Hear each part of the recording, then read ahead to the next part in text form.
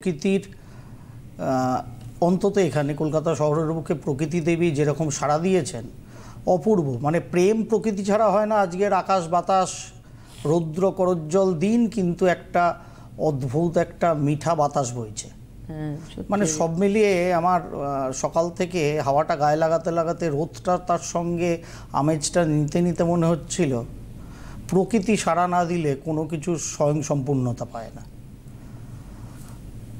দেখুন, মেরেছ কলসির কানা, তা বলে কি প্রেম দেব না?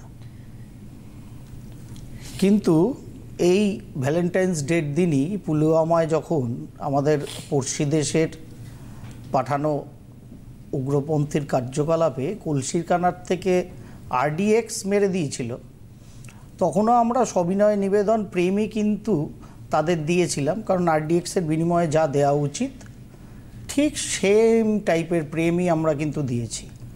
তার কারণ প্রেম দিয়ে একটা পজিটিভিটি বোঝানো হয় অ্যাকচুয়ালি, এর বাইরে আর প্রেম কিচ্ছুই নয়। প্রেম এমন একটি বিষয় যেটা প্র্যাকটিক্যালি চলে ভাবে। সুতরাং আপনার আমার ভাব যদি প্রেম কাতুরতায় ভরে থাকে, সেটা দিয়ে সর্বদা কিছু পজিটিভিটি তৈরি হয়, সেখান থেকে নেগেটিভিটি তৈরি হতেই পারে না।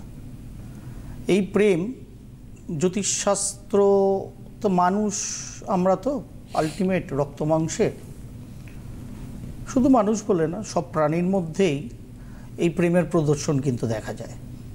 এই আমার কালকে দিদিকে বোধহয় পাঠানো হয়নি, অদ্ভুত একটা ভিডিও এসছে। একটি চিতাবাঘের শাবক সদ্যজাত হওয়ার পরে চিতাবাঘটি মারা যায়। তা সেই চিতাবাঘের শাবককে একটি বড় গাভী দুধ খাইয়ে খাইয়ে বড় করেছিল। তো ওই গাভীটিকে যখন তার মালিক অন্য আর একটা প্রান্তে কারোর কাছে বেচে দেন, তিনি যখন গোয়াল ঘরে সেই গাভীটিকে বেঁধে রেখেছেন, নিত্য খাদ্য খাবার দেন, রাত্রিবেলা দেখা যায় খুব কুকুর চিৎকার করে। তিনি বুঝতে পারেন না গাভীটি আসার পরে এত কেন কুকুর চিৎকার করে, তাহলে কি চোর আসছে গাভীটিকে চুরি করার জন্য? তা তিনি নাকি CCTV-র ক্যামেরা লাগিয়েছিলেন। তা সেই ক্যামেরায় যা ধরা পড়েছিল সেই দেখে তো সকলের চক্ষু চৌকাচ। সেটা হচ্ছে একটি চিতাবাঘের, তখন আর তো ছোটো নেই, আর একটু বড় হয়ে গেছে, সেই বাচ্চা শাবকটি সেই গাভীটিকে খুঁজে খুঁজে রোজ রাত্রে সেই গোয়ালে আসে, তার থেকে দুগ্ধপান করে, তার সাথে খেলা করে, গলা জড়াজড়ি করে গাভীটির বস থাকে, আবার ভোরের দিকে চলে যায়। সুতরাং প্রেম এমন একটি বিষয়বস্তু যেটার মধ্যে প্যাশন এবং অবসেশন দুটোই আসতে পারে। এবার প্যাশন এবং অবসেশন দুটোই প্রেমের মধ্যে যদি পজিটিভ অর্থে থাকে, তাহলে আপনার আমার জীবন যে কোনো দিকে সর্বদা কিন্তু সুদূর প্রসারী হবে এবং আপনি আমি সেটাকে প্রাপ্তি করবই করব। প্রেম বলতে খালি মানুষ মানুষের প্রেমই আমরা বুঝি তা তো নয়। ঠাকুর রামকৃষ্ণকে যদি ভ্যালেন্টাইন্স ডের কথা জিজ্ঞাসা করা হতো, তিনি হয়তো বলতেন, বা হ্যাঁ ওই তো আমার প্রেমিকা বসে আছেন ওই মন্দিরে। তার কারণ ঠাকুরের ভাবই তো সেটা ছিল। এবার এক একজনের একটা ভাব, তার ওপরেই প্রেম। মনুষ্য জীবনের প্রেম জ্যোতিষশাস্ত্রের মতে, যেহেতু মনুষ্যগণের জন্য জ্যোতিষশাস্ত্রের আলাপ আলোচনা, সুতরাং অদ্ভুত দেখুন, প্রেমটা তো মনের ভাব, কিন্তু আমরা জ্যোতিষশাস্ত্রে গণনা করি জন্মছকের পঞ্চম ভাব থেকে প্রেম। যারা জ্যোতিষশাস্ত্র মানেন বা বোঝার চেষ্টা করেন, তারা কখনো ভেবে দেখেছেন কেন এটা হয়? কারণ মন তো চতুর্থ স্থানে আছে। আপনার আমার লগ্ন চার্টের চতুর্থ ঘর হচ্ছে আপনার আমার মন, তার সঙ্গে অবশ্যই মনের কারক প্ল্যানেট চন্দ্রমা আছেন। তা চতুর্থ স্থান থেকেই তো প্রেমের উদ্রেক হওয়ার কথা, সেটা কেন পঞ্চমে যায়? কারণ পঞ্চম তো আমাদের মতি, পঞ্চম আমাদের বুদ্ধিমত্তা, পঞ্চম আমাদের সফলতা, আরও প্রচুর কিছু, বিদ্যা, সন্তান, অনেক কিছু। তাহলে কেন পঞ্চমে যায়? এটাকে প্রশ্ন ছুঁড়েও ছেড়ে দিতে পারি, কারণ কারোর ফোন এসে গেছে। তার কারণ প্রত্যেকটা আমাদের জন্ম ছকটায় আমরা কি জানি, আমাদের লগ্ন হচ্ছে প্রথম ঘর, আর দ্বিতীয় ঘর হচ্ছে লগ্ন সাপেক্ষে ধনস্থান।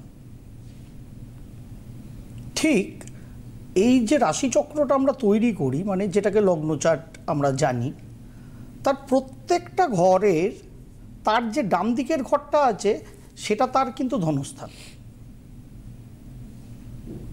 সুতরাং মন থেকে প্রেম জাগ্রত হয়, কিন্তু সেই প্রেমটা কতটা মজবুত এবং কতটা পজিটিভ এবং কতটা সেই মনের জন্য পুঁজি সংগ্রহ করছে, তার জন্য তার ধনস্থান পঞ্চমের ইন্ডিকেশন। কারণ চতুর্থের ধনস্থান পঞ্চম। সেই জন্য মনের ভাব হচ্ছে প্রেম। ওই ভাবের কতটা প্রগাঢ় সঞ্চয় আছে। আমরা সঞ্চয় দেখতে গেলে কি দেখি? আমাদের ইনকাম দেখি, নাকি আমাদের বিভিন্ন রকম স্থাবর অস্থাবর সম্পত্তির পরিমাণ দেখি?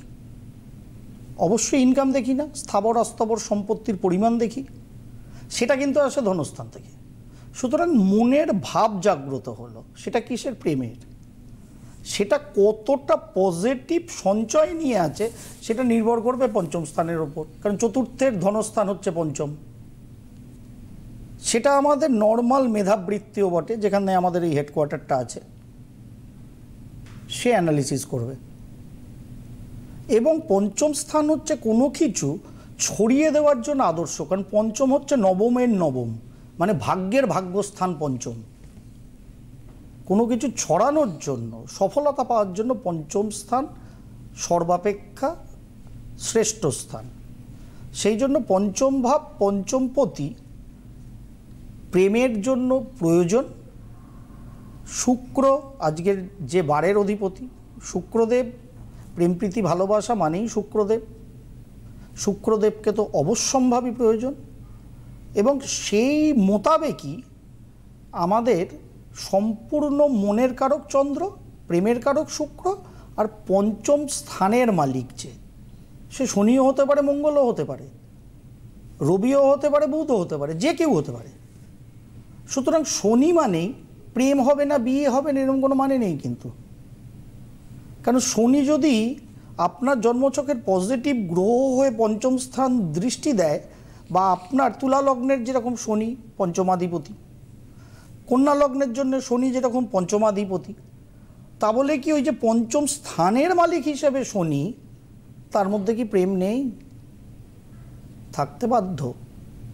তার কারণ সে তার নিজস্ব কারকতা দেবে, কিন্তু তার ডিপার্টমেন্টাল কারকতাও দেবে।